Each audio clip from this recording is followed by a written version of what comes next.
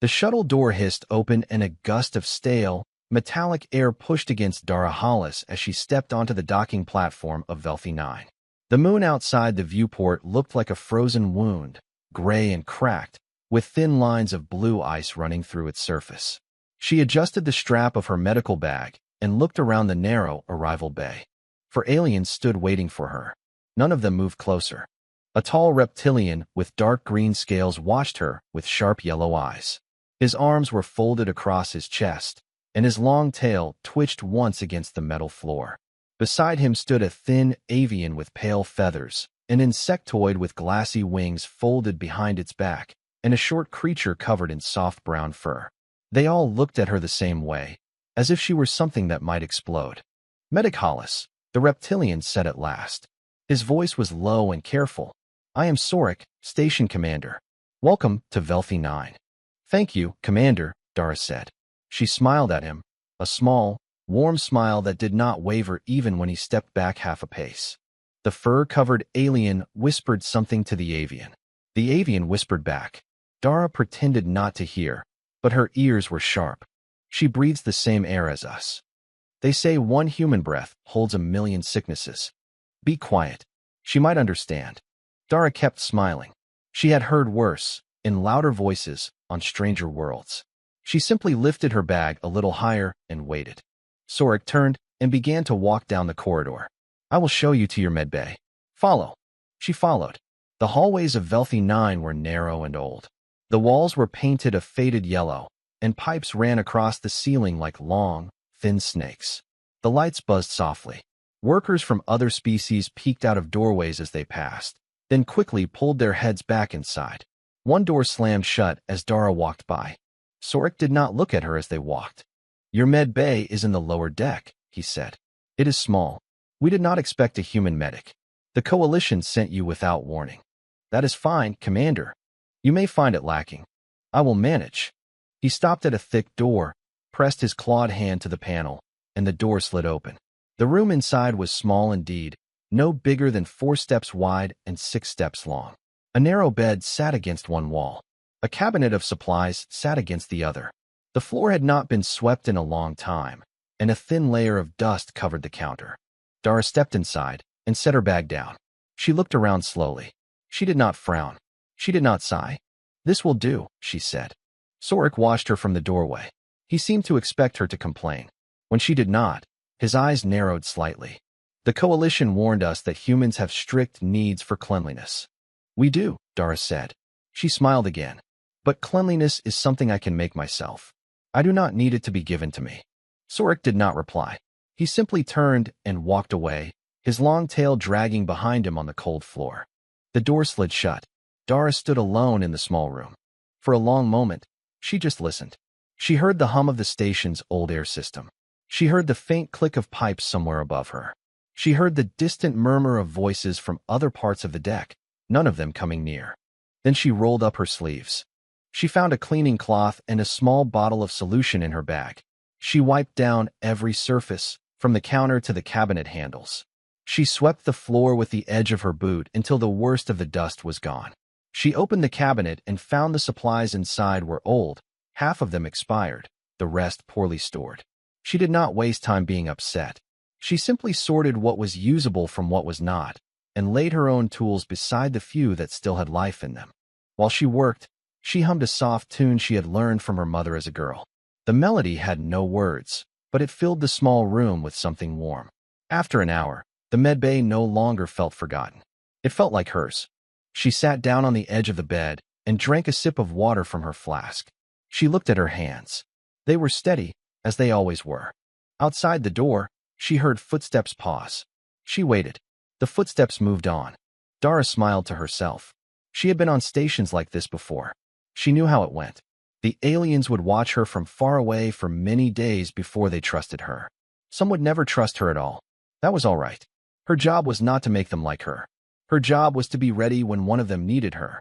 She lay back on the narrow bed and closed her eyes for a short rest. She had only been still for a few minutes when she heard it. A scream. It was high and sharp and full of pain, somewhere far down the corridor. The kind of scream that did not come from anger or fear. the kind that came from a body that had been hurt very badly. Dara opened her eyes. She sat up. She did not rush. She did not panic. She simply stood, picked up her bag, and walked to the door. The door slid open at her touch, and the scream came again, louder this time, echoing through the cold pipes of Velthy 9. She stepped into the corridor and began to walk toward the sound. Pale green fluid was already pooling on the corridor floor by the time Dara turned the corner. She saw a young insectoid lying on her side, her thorax torn open by a long, jagged gash. 2 other workers stood near her, but neither one was touching her. They were standing as far back as the narrow corridor allowed, their bodies pressed against the opposite wall. Dara knelt down beside the injured worker without slowing. "Hello," she said softly. "My name is Dara. I am a medic. Can you tell me your name?" The insectoid's wide black eyes flickered toward her. Her breath came in short, shaking clicks. "Tuli," she whispered. "My name is Tuli." "That is a nice name, Tuli. I am going to help you. Is that all right?" Tuli stared at her. She had never been this close to a human before. The stories said human breath carried death. The stories said human hands were full of unseen poisons. But the human face above her was calm, and the human voice was gentle, and the pain in her chest was so great that she could not push the kindness away. She nodded once. "Good," Dara said. "Stay still for me. I am going to look at the wound first. I will not touch it yet." She leaned closer and studied the gash. It ran from Tuli's upper thorax down to her side, deep enough to show the pale tissue beneath the shell. The edges were jagged, as if something sharp had caught her and torn its way out. The green fluid was thick and slow, which was a good sign. It meant no main vessel had been cut. Dara opened her bag.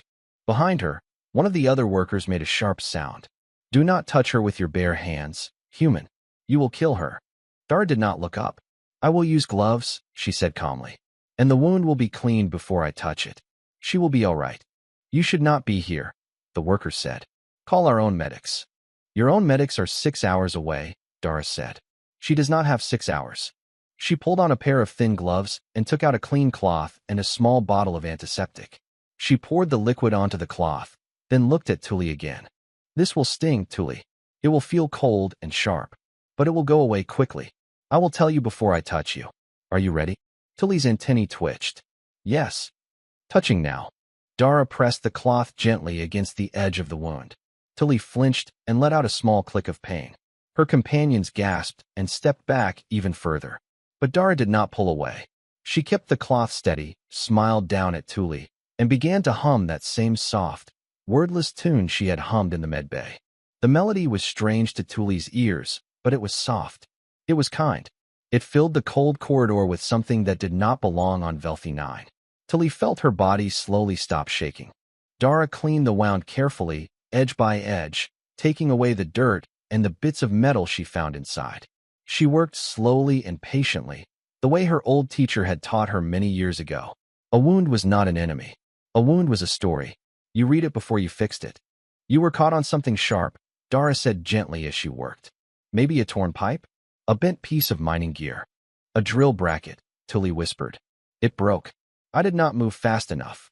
"You moved fast enough to still be here, Tuli. That is what matters."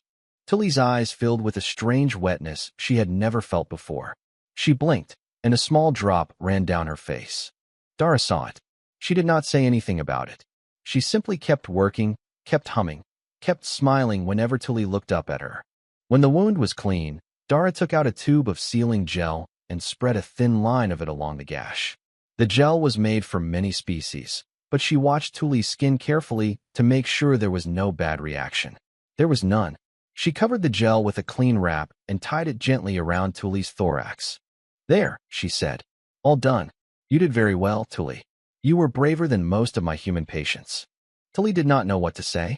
She had expected agony. She had expected to die in a cold corridor while a strange creature watched. Instead, the human had spoken to her by name.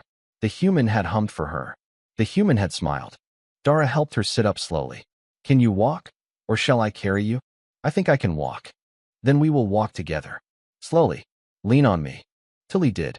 Her 2 companions stared in silence as the human and the insectoid moved past them down the corridor, step by careful step.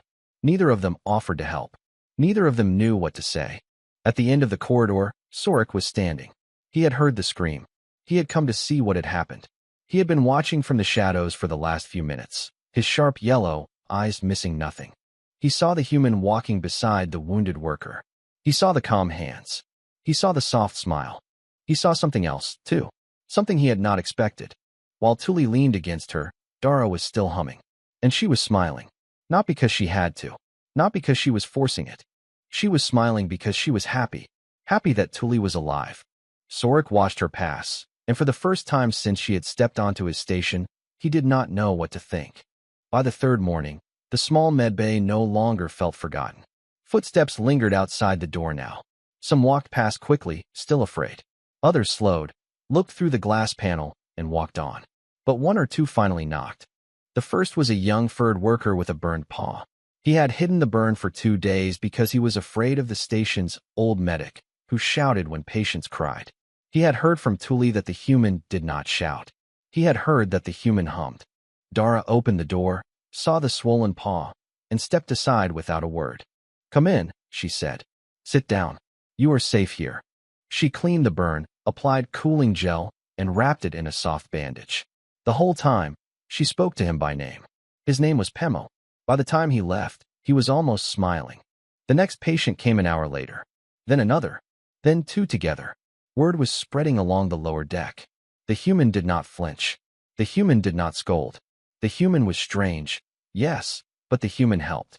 Sorik watched all of this from his office above the medbay corridor. He had a small screen on his desk that showed the camera feed of the hallway outside her door. He told himself he was monitoring her for safety reasons. He told himself it was his duty as commander. But he watched her for many hours that day, and he was not thinking about safety. That afternoon, he came down to the medbay himself. Dara was washing her hands when he stepped through the door. She turned and smiled. "Commander, is something wrong?" "No," Sorik said. He looked around the small room. It was no longer dusty. The cabinet was full of neatly arranged supplies, some of them clearly her own. The counter had been scrubbed until it shone. A small plant in a paper cup sat by the window, a tiny green thing she must have brought from home. "You have made this place look different," he said. "Just cleaner," Dara said, "and a little more alive." Sorik nodded slowly. His tail tapped the floor once. "I have a question for you, medic. May I ask it?" "Of course. On your homeworld, the Coalition records say that your people live among many billions of small creatures that cause sickness. Bacteria, viruses, fungi, things we have only seen in sealed labs. Is this true?" "It is true. And yet you walked into a corridor of green blood and torn flesh and did not flinch." "No." "Why?" Dara dried her hands on a clean towel and thought for a moment before she answered. She did not want to give him a speech. He did not seem like the kind of person who liked speeches. "Because we have lived with those small creatures for a very long time," she said. "Longer than we have lived with most of our own history. We learned that we could not run from them. They were inside us, around us, on our hands, in our water. So we learned to wash. We learned to clean. We learned to care for each other when one of us fell sick." She looked at him steadily. "Cleaning a wound is not a frightening thing to me, Commander.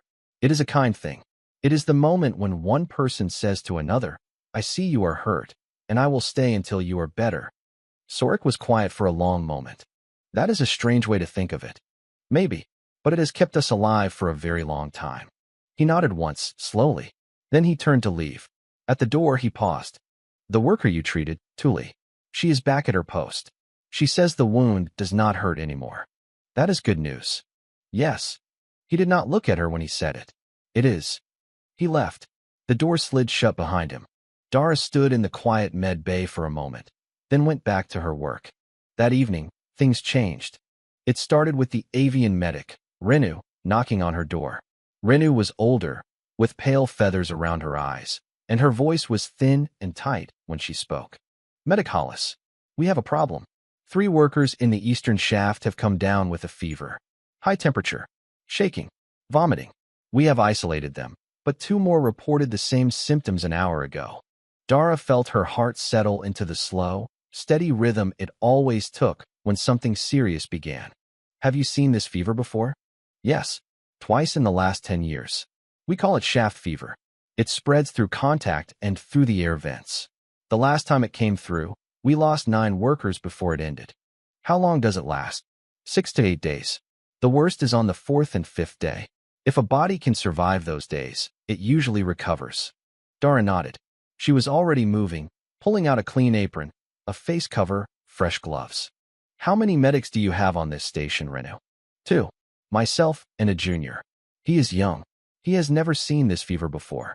He is frightened. Then we 3 will be enough. Take me to them. Renu hesitated. You should not come. You are not used to our sicknesses. You might fall ill yourself. The coalition will be angry if we let a human die here. Dara picked up her bag and slung it over her shoulder. She gave Renu the same warm smile she had given Tuli in the corridor, the same smile she had given every patient that day. I have seen worse, Renu. Lead the way. Renu stared at her, then turned and led her down the corridor at a half run. By the time they reached the eastern shaft, 2 more workers had collapsed. The outbreak had begun. 12 workers were lying on the floor of the eastern shaft hall by sunrise of the next day. The station's small isolation ward was already full, so Renu had ordered every spare bed in the lower levels to be dragged into the corridor.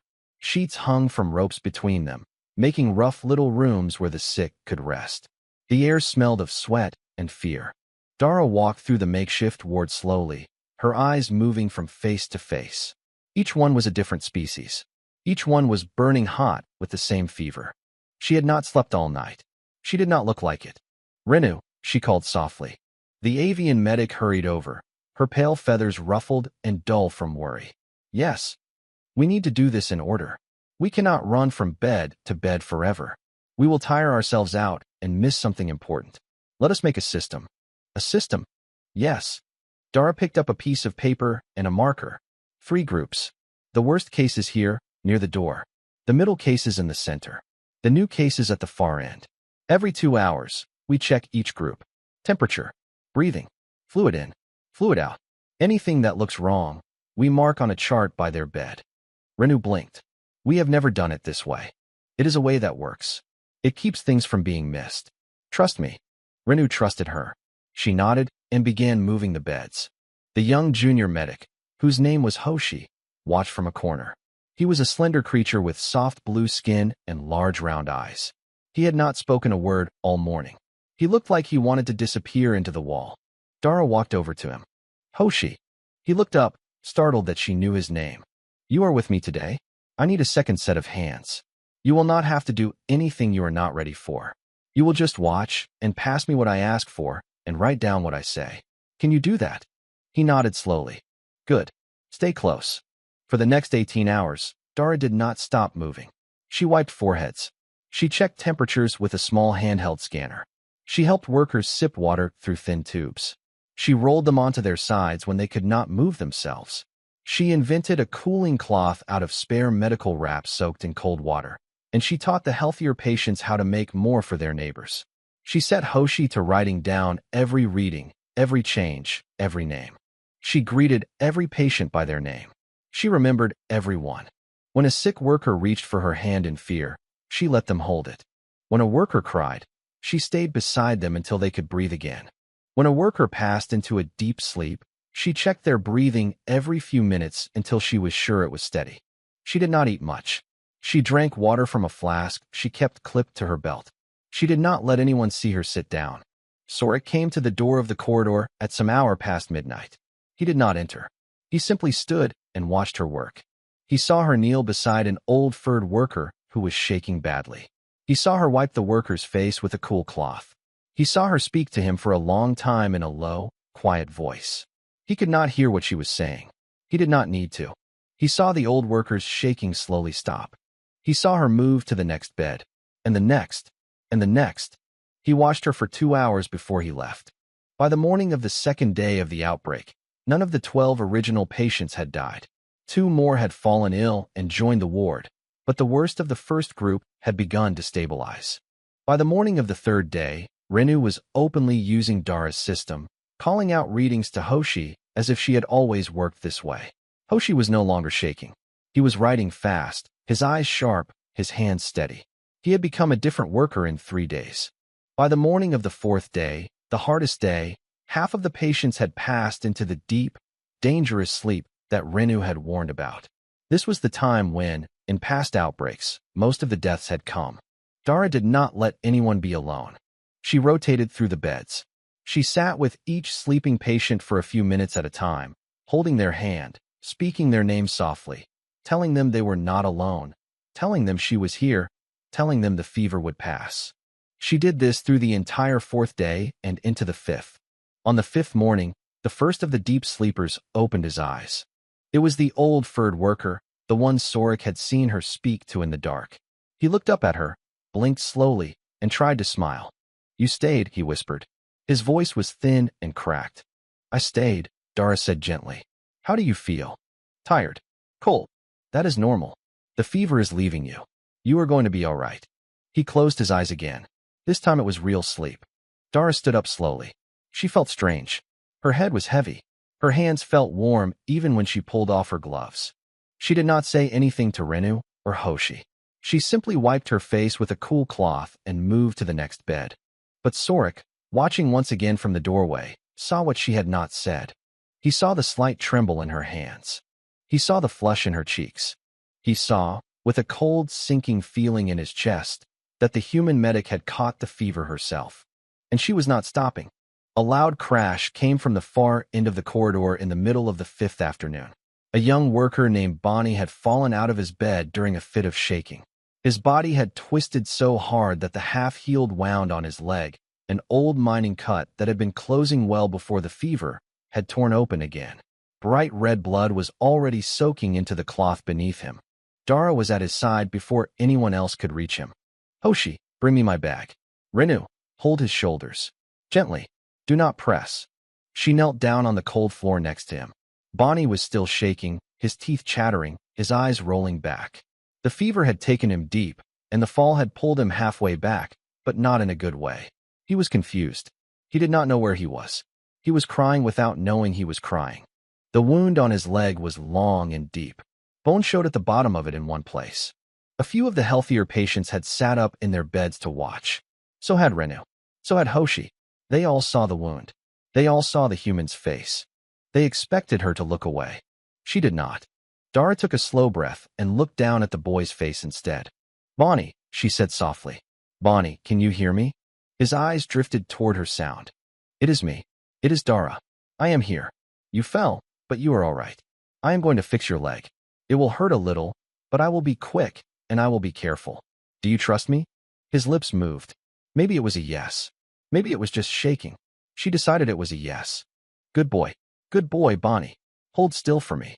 She turned to her bag and pulled out everything she needed in one smooth motion.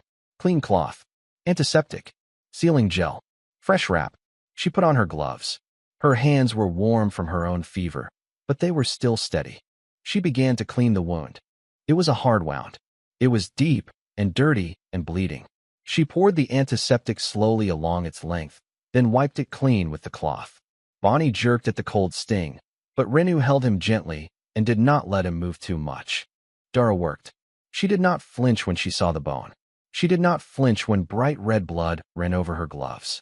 She had seen this before, on her own kind, in dirty corridors and broken cities and small clinics that smelled of dust. She did not flinch. She smiled. It was a small smile. It was tired. Her cheeks were flushed and a thin line of sweat ran down the side of her face. But it was a real smile, soft and warm, and she looked right at Bonnie while she worked, and she let him see it. "You are doing well, Bonnie. So well. Almost finished. Just a little more." She hummed. The same wordless tune she had hummed for Tuli. The same one she had hummed in the empty med bay on the first night.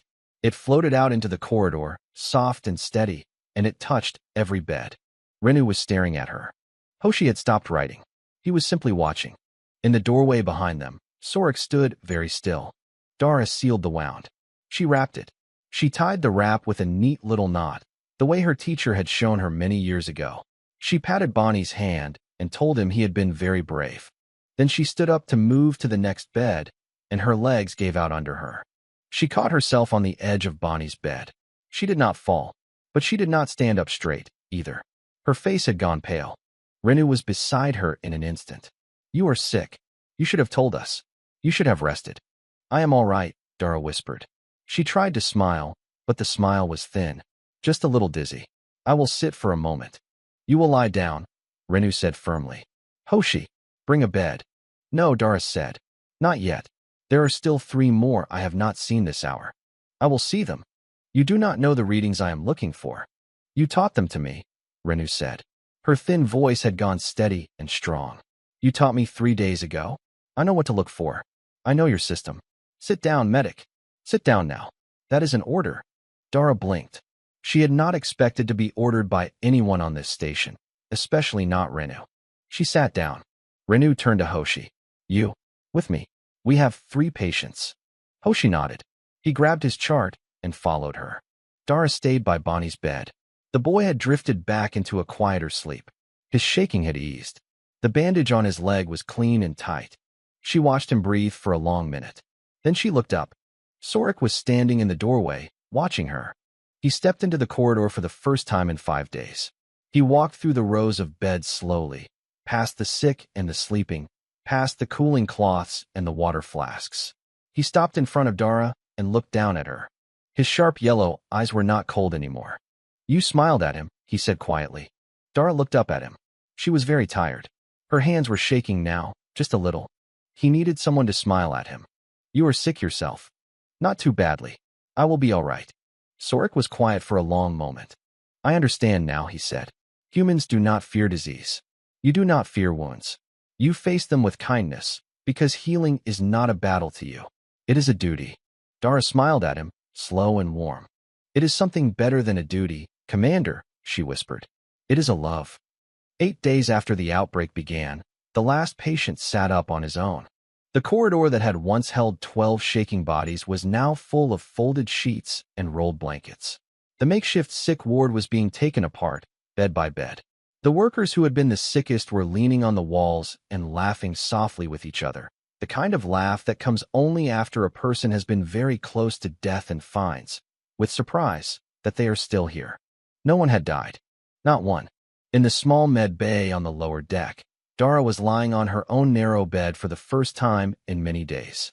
Her fever had broken on the 7th morning, but her body still felt heavy, and her hands still trembled a little when she lifted them. Renu had ordered her to rest for 3 more days, and for once, Dara had listened. A soft knock came at the door. Come in. The door slid open. Tilly stepped inside, holding a small bowl in her thin arms. The wound on her thorax had healed into a clean pale line. I brought you something, she said shyly. It is broth. From my own kitchen. It is not human food, but Renu said it is safe for you. I made it myself. Dara sat up slowly and smiled. Thank you, Tilly. That is very kind. Tilly set the bowl on the small table beside the bed. She did not leave at once. She stood there for a moment, her antennae twitching. Medic Dara? Yes. On the first day, in the corridor, when you were cleaning my wound. You were smiling. What? Dara thought for a moment. She wanted to give the right answer. Because you were alive, she said softly. And I was going to help keep you that way. That made me happy. Tilly's eyes shone with that strange wetness again. She nodded once, quickly, and hurried out of the room before anything else could happen. Dara watched the door slide shut. She picked up the broth and took a small, careful sip. It was warm and a little sweet and tasted of something like ginger. It was good. She had eaten only a few spoonfuls when the door opened again. Sorik stood in the doorway. He did not look like the same cold commander who had met her on the docking platform. His scales seemed less stiff. His tail rested quietly behind him. May I sit? He asked. Of course. He took the small chair beside her bed. For a long moment, he was quiet. I owe you an apology, medic, he said finally. You owe me nothing, Commander. I do. When you arrived, I thought you would be fragile. Or careless. I thought you would catch the first sickness and die in my station, and I would have to send your body home to the Coalition with a sad report. I gave you the smallest med bay because I did not expect you to use it well. I am sorry. Dara smiled. You did not know me yet. There is no shame in that. There is shame in fear that goes against the truth, Sorik said. I watched you for many days. I saw what you did. I saw how you spoke to my workers. I saw that you smiled while you cleaned a wound that would have made my own medics turn away. I have lived for a long time, medic. I thought I knew what strength looked like. I did not. Dara set the bowl down. Strength is a small word, Commander. It can mean many things. On my world. We have learned that the strongest thing a person can do is to stay calm beside someone who is suffering. Anyone can fight. Anyone can run. Only a few can stay. Sorek nodded slowly. He looked down at his clawed hands for a moment. I have a request, he said. It is too much to ask of you, but I will ask anyway. Ask. Will you train my medics? Renu, Hoshi, others. Will you teach them what you know? Not just the cleaning and the systems. The other thing. The thing in your smile. If we can learn even a small piece of it, my station will be a better place. Dara was quiet for a moment. I would be honored, she said. But Commander, that thing in the smile, it cannot be taught from a book. It can only be shown. Every day, patient by patient. For years. Then show them, Sorek said. For as long as you are here. She nodded. In the weeks that followed, Dara taught. She taught Renu how to read a wound like a story. She taught Hoshi how to speak to a frightened patient so that the patient stopped being frightened. She taught the small staff of Velthy 9 how to clean, how to organize, how to care. But more than anything, she taught them how to smile. Word spread, the way word always spreads in mining stations and trade routes. Travelers passed through Velthy 9 and saw a place that had changed. They saw a medbay that was clean and full of light. They saw a commander who walked into the sick ward each evening to ask about his workers by name. They saw a small human medic who hummed soft tunes while she worked, and they saw the aliens around her who had begun, slowly and shyly, to hum along with her. Other stations heard. Other stations asked. By the end of the next standard year, the Coalition received 27 requests for human medics. By the end of the year after that, 200. The medics who went out carried more than supplies. They carried a way of being that the galaxy had never seen before, a kind of gentle, stubborn courage that no other species had ever thought to wear as armor. Many years later, when scholars wrote about the great change in galactic medicine, they would write about machines and discoveries and new science. But every now and then, in the small footnotes of those long books, there would be a quiet line. It would say that it all began on a cold gray moon called Velthy 9, in a small dusty med bay on the lower deck, where a human medic named Dara Hollis smiled at a frightened worker and cleaned a deep wound, and the galaxy quietly began to learn what humanity had always known, that to heal another being is the greatest act of love a person can give, and that you do it with a smile.